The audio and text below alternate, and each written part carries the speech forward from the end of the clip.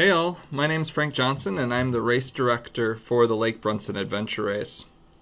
One of the things I hear all the time when people are deciding whether they might want to consider doing our race is, what do we actually do? And I tell teams, well, you're going to be trekking on foot and you're going to be biking and you're going to probably be canoeing or paddling of some kind. And I think people tend to imagine that it's some kind of triathlon. So I wanted to take the opportunity today to show you a little bit of what you'd actually be doing, just using our 2018 race as an example. Now, having said that, each race, every year our race is different, our course is different, and so you'll be doing something different. But my hope is that you might get a sense of what it is that we do on a yearly basis.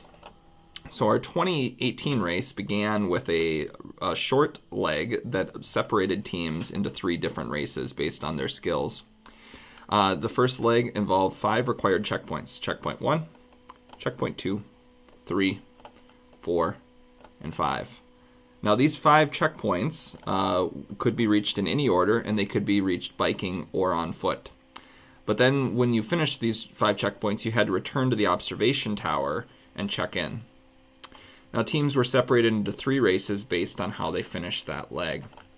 The long course is what we're going to follow from here. There were 2 other courses, but in order not to confuse matters and make things more complicated, we'll stick with one course. Long course teams then followed on foot from the observation tower down to the canoe launch. And from there, they canoed across the lake, first to checkpoint number 1, and then to checkpoint number 2. Before finally ending up at transition area 1 on the south end of the lake. This is about a mile in total to give you some perspective on distance through here. From there, teams headed off on foot along the road towards the special task point where they had a task they needed to perform in order to get their punch. And then Geocache A and Geocache B. Geocaching is one of the aspects of our race that is not particularly frequently done at adventure races, but it involves a little bit of navigation using a cell phone or some kind of satellite device or whatever, some kind of geolocator device. From there, teams went to checkpoint number 3, again still on foot. This is something that our advanced teams were given that was not given to other teams in the other divisions who were sent on different courses. There's a trail that my cursor is following vaguely right around here. There was one option for teams to come to checkpoint number 3. Some teams cut across this field right here. Some teams even considered going this way along the road and going longer. One of the aspects of our race is that you get to choose your own adventure. You get to choose your route from any point to any other point unless stated otherwise. When teams got checkpoint 3, they then finished up on foot down to transition area number 2, where their bikes were waiting for them.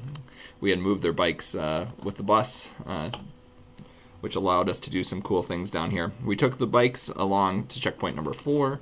Checkpoint number 5 was up a dirt trail at the end of this ditch. And then teams had to backtrack a bit and head a couple of miles south on a road down to what was called Norway Dunes. This is a 2-mile stretch of gravel followed by a half-mile stretch of dirt track. From there, teams finished with an on-foot orienteering leg at the dunes. It involved 6, 7, 8, and 9 before finishing on top of the dunes at the very highest point on the course. This particular course, I think, was really well liked. This last stage of the race involved quite a bit of navigation and open land. And on the whole, you can get a sense as we zoom out that while the course was quite a bit of distance, we're only talking really 10, 11, 12 miles, even for the teams who are doing a more advanced race.